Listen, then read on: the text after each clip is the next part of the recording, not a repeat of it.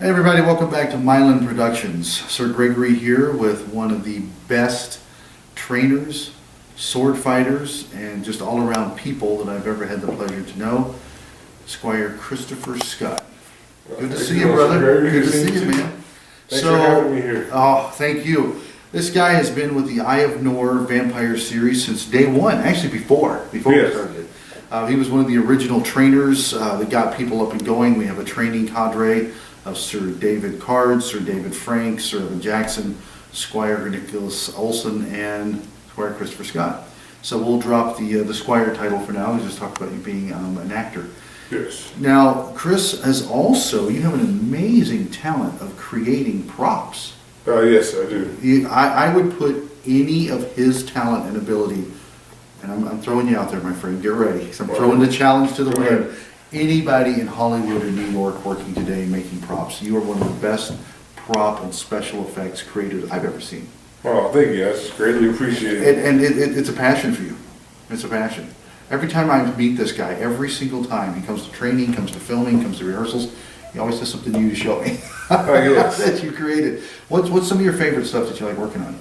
Some of my favorite stuff right now would be costume designing, armor building, slowly working my way into creature creations. But so far, I mean, the new things I've learned, I'm ready to plan on, broadening my horizons. But right now, I'm just focusing on some of the things I love right now.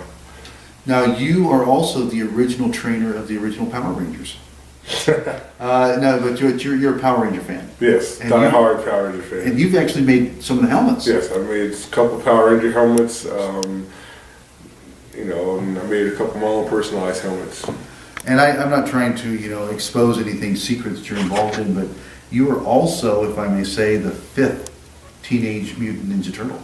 But you're the one they sent into spy. Well, technically, I'd be the 6th, because the 5th one was V-list in my Okay, all right. Yeah. See, I didn't know. See, there you go. But you've actually made some of their stuff. Yes, I've made a Foot Clan Soldier mask, and I've made the Foot Clan Soldier gauntlets. That's awesome.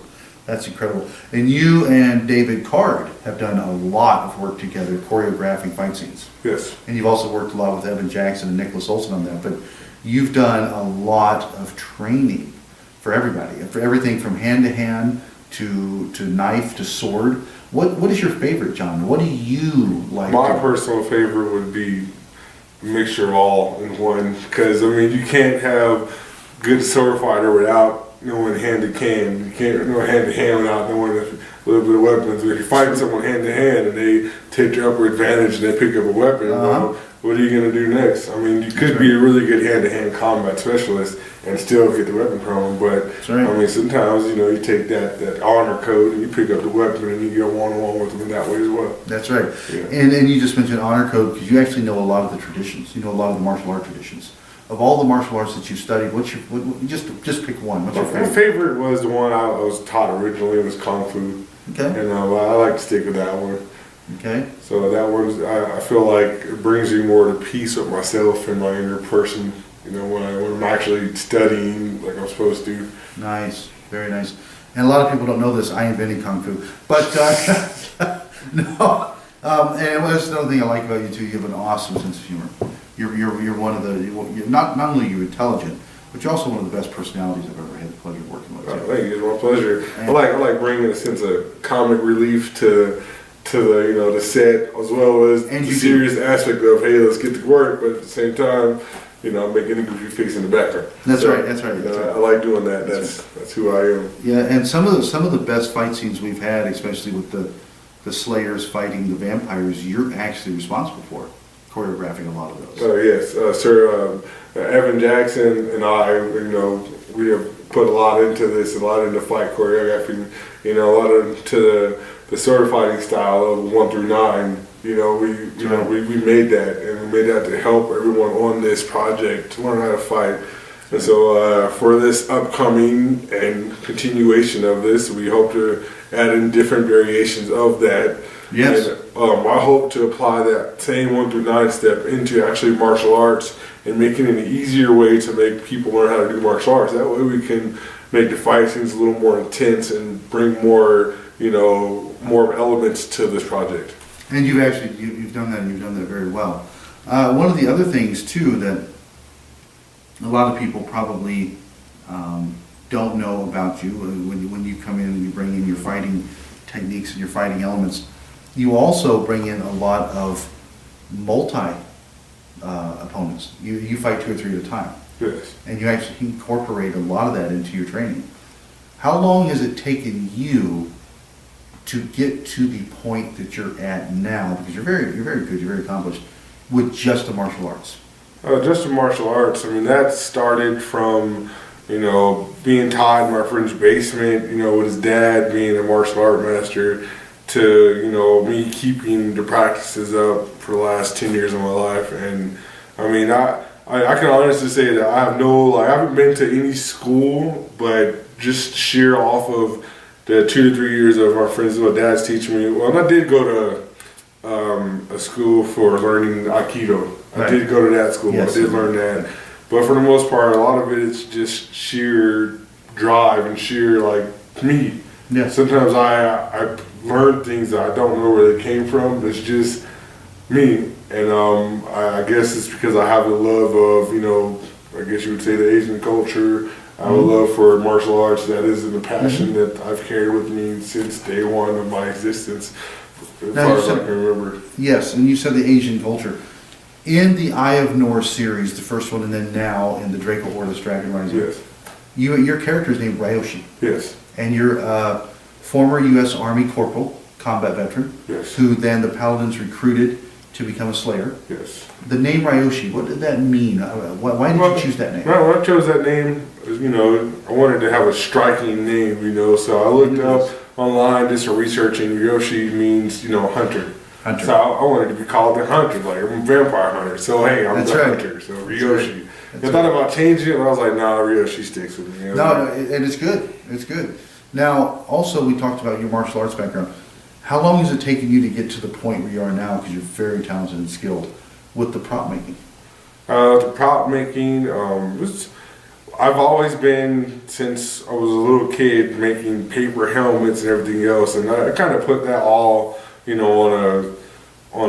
a stop, for a long time in my life, and then I started picking back up. And once I graduated architectural school and got my architectural graduate degree, I kind of started to try to redraw again, and that's when I started to say, hey, I can make whatever I draw into the 3D world, into the real world. So I mean, that's pretty much from 2 years ago till now.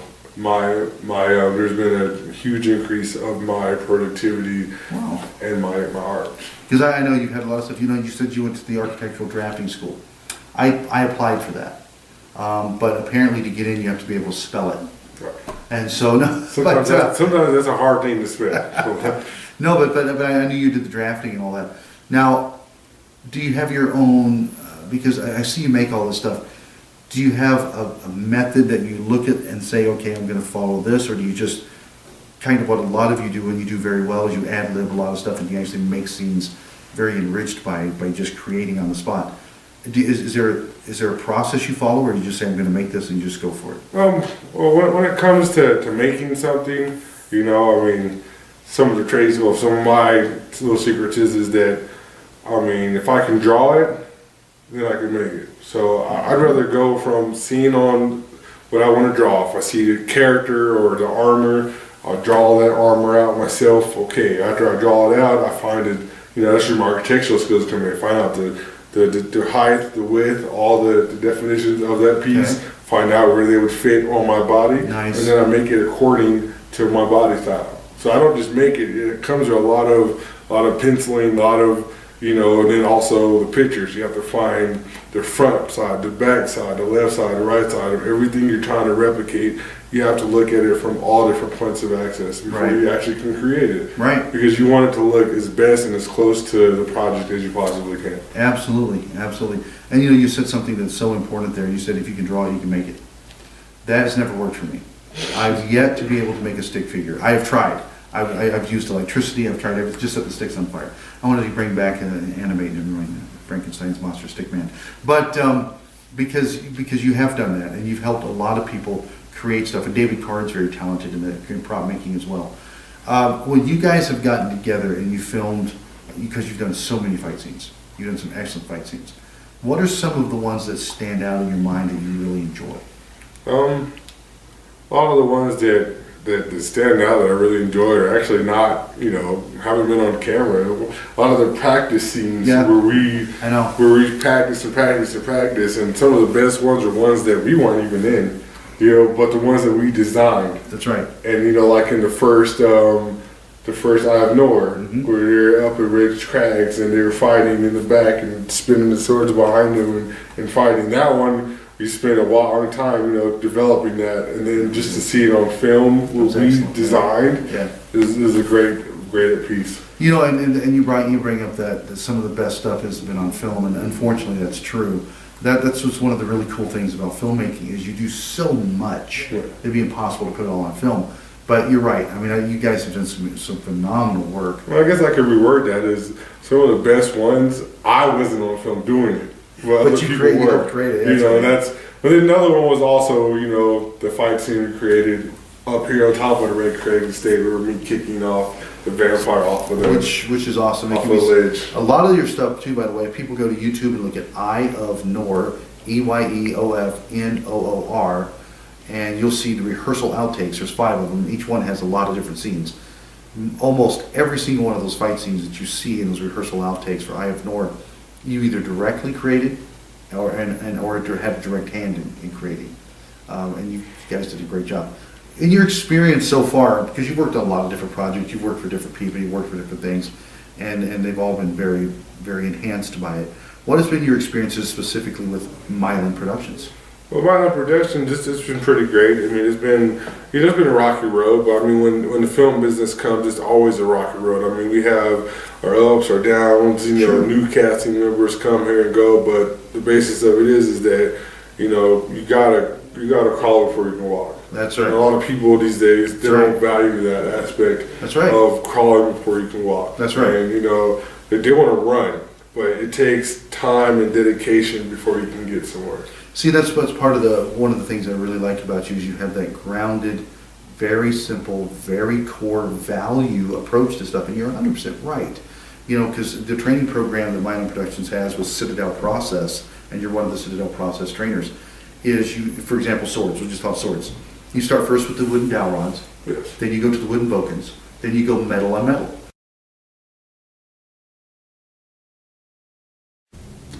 Hey, everybody.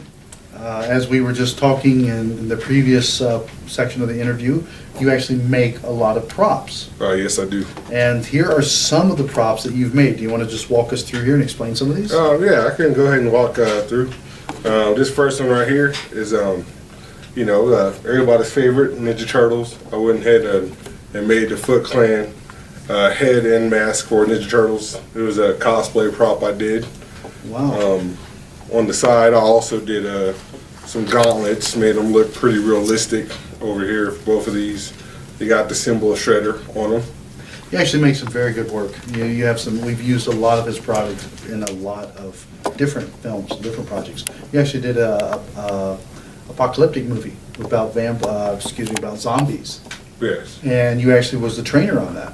Oh yeah, I was in a photo shoot for Apocalyptic, and we showed up and. Good stuff. What else you got? Over here I got just some more armor pieces that I made to look shiny for another Red Cobra from G.I. Joe. If you watch later on in the year, you'll get to see that as well. Yeah. And I made matching ones. They look, to me, they look pretty metal-like. They do. These are very, very nice. I'll probably have to wear these at the next film fest or convention. Okay, so what is some of your swords? This sword right here is actually a real sword.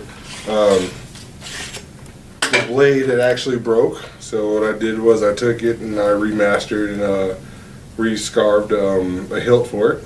Wow. And then I took some pleather and wrapped it, and it's 100% swingable, worthy, and I can whack a tree with it and it won't break. So you used a term there that some people might not be familiar with, pleather.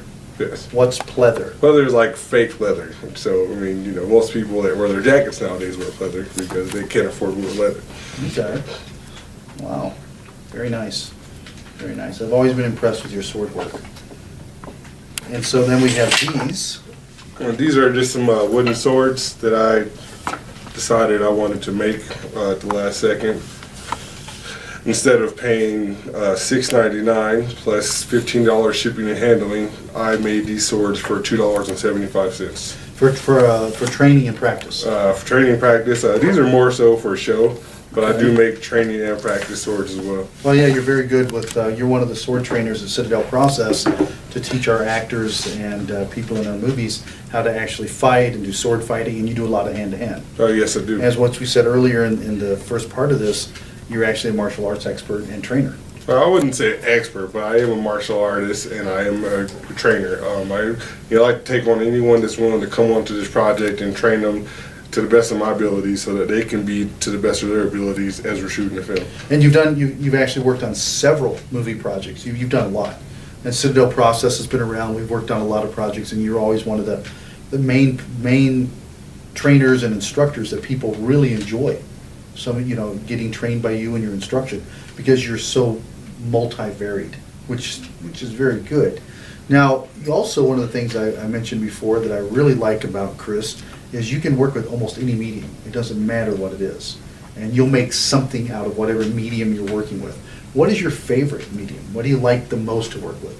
I like to work with clay and sculpting, making silicone molds. That's probably one of my favorite things to make. Okay. It's always fun to sculpt your product and then make a mold out of it and then wear it later on. Because you've done a lot of helmets, we mentioned that earlier, but you've made a lot of different helmets. Yes. Okay, so when you're actually deciding what to make, you mentioned that you drew it out and then you had basically a map to follow. But you also said that as you're going, you're changing and creating. What's one of those things that actually makes you want to make those changes as you're going, those little tweaks as you go? Being a perfectionist. That when you sculpt something and you look at it and you go back to your picture for reference and you come back, you're like, this is wrong. So you just got to edge it up a little bit, and you always got to work with what you're working with. Okay. Matter of fact, on the project I was just recently working on, it had an indent on the inside, and I didn't like how it was, so I took a heat gun, heated it up a little bit, and then I reshaped it back to size, and then I was satisfied with it after that. Okay. So, of all of the genres that you've worked in film, action, adventure, science fiction, horror, comedy, what's your personal favorite? My personal favorite would probably be action and adventure. Okay. Because you can't really have an action and adventure without both. That's true. If you have an action movie, there's an adventure to follow. That's true. That's right, yeah. But you're also very good with comedy. You've worked yes, on some comedies. I enjoy comedy very much. I like to be the comic relief behind the scenes. That's right, that's right. Well, Chris, is there anything you'd like to say to our fans and people watching? Anything in particular? Yeah, I like to say this world is a tough world, and if you have a dream, to always follow it and to never give up. That's right. That's right. Well, and you certainly have made a lot of dreams come true. Thank you very much. Certainly always appreciate it. And Chris Scott, keep your eye on this guy. He is not only an excellent actor, an awesome person, but very good with special effects. Thank you very much. Keep watching Myelin Productions. Have a good one. Stay creative. Stay creative.